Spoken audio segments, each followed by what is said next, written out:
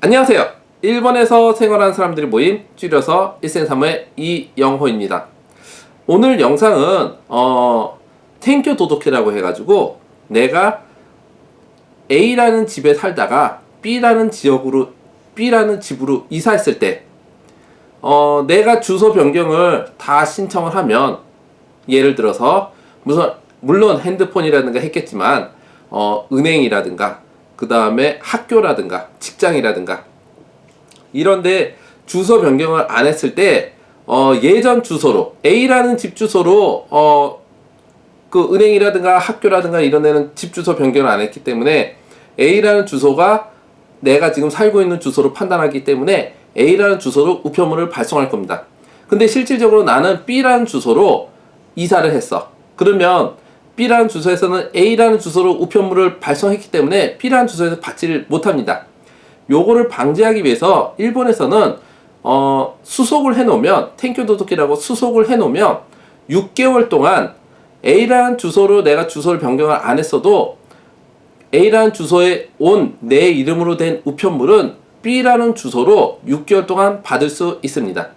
그래서 요 사이에 받았던 우편물을 그쪽 학교라든가 뭐 은행이라든가 아니면 어떤 잡지사라든가 이런 데다가 연락을 해서 B라는 주소로 이전을 했다라고 이전을 하면 그 다음부터는 아마 B 주소로 이전이 될 겁니다.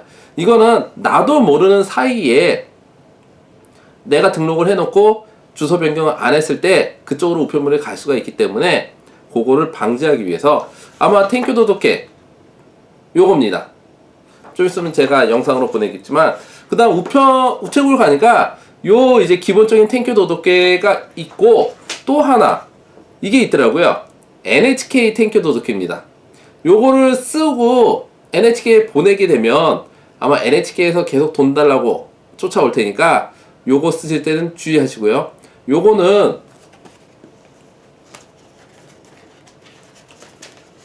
첫 페이지를 넘기면 일반 우체국에서는 텐교 도도케와 똑같은 화면이 똑같은 장이 나오고요. 요거를 쓰면 요 뒤에 NHK 텐교 도도케까지 작성이 됩니다. 그래서 첫 번째 장만 쓰고 여기다 쓰고 NHK 텐교 도도케는 버리시면 되고요. 요것만 우체국에 접수시키면 되고요. 우선 혼란을 피하기 위해서 그냥 우체국에서 텐교 도도케 요거를 내용으로 중심으로 설명드리겠습니다. 이 내용은 어떤 게 있냐면 우선 그 옆에도 물론 작성 방법이 있지만 맨 위에 텐교 도도케 연월일, 이거는 내가 작성한 날, 접수하는 날을 쓰고요. 그 옆에 빨간색으로 이사해서 우편물을 받고 싶은 날짜부터를 쓰는 겁니다. 그래서 예를 들어서 내가 3월 1일 날 이사합니다. 그래서 2월 15일 날 텐교 도도케를 작성합니다. 그래서 내가 3월 1일부터는 그쪽으로 이사를 하기 때문에 3월 1일부터 B라는 집에서 우편물을 받고 싶다라고 했을 때는 요 위에다가 빨간 곳 위에다가 3월 1일 날짜를 쓰면 되고요. 그 다음에 경우에 따라서는 내가 2월 15일 날 텐교 도도케를 작성해서 내지만 이사는 3월 1일부터 월세 발생하지만 이사는 3월 15일에 간다. 그럼 나는 3월 15일까지 A라는 지역에 계속 산다라고 했을 때는 3월 15일부터 B라는 곳에서 받기 위해서는 여기다가 3월 15일로 작성하면 됩니다. 이거는 자기가 언제부터 받고 싶은 날짜, 그때부터 시점을 해서 쓰는 거기 때문에 그 날짜를 쓰면 되고요. 그 다음 그 바로 밑에는 구주소, 그러니까 A라는 지역의 주소를 쓰시면 됩니다. 그리고 그 밑에는 주소 쓰고 뭐 맨션명 쓰고 하는데 그 밑에 동거가 있는 경우, 누가 같이 사는 사람이 있는 경우는 그 사람의 이름과 전화번호를 쓰시고요. 그 다음에 그 밑에는 그 거주하는, 같이 사는 사람들, 그러니까 동거자면 동거자 이름을 쓰시면 되고 가족이면 가족 이름을 쓰시면 됩니다. 같이 이사하는 사람이 있었을 때. 그리고 그 밑에는 이거는 자기가 이사하고 나서 이 집에서도 그 관련된 사람이 사는지, 그러니까 가족이 사는데 나 혼자만 이사가고 가족은 있는지 없는지에 따라서 그걸 쓰는 거니까, 만약에 나 혼자 이사가서 아무도 없는 거라면 이마생을 체크하시면 되고, 만약에 가족이 있고 나 혼자만 이사하는 거라면 이마스라고 체크하시면 되고요. 그 다음에 인수는 몇 명이라고 쓰시면 되고요. 그 다음 그 밑에는 사업소명인데, 뭐 사업소명, 회사가 이사 갈 때 회사 이름을 쓰시면 되고, 만약에 그 옆에는 구회사, 이사 가면서 회사 이름이 바뀌었을 때는 옛날 회사 이름을 쓰시면 되고요. 그러면 그 회사 이름이라든가 현 회사 이름으로 되어 있는 우편물은 새로운 주소로 이전을 하게 됩니다. 그 다음 그 밑에는 이제 새로운 주소를 쓰시면 되고요.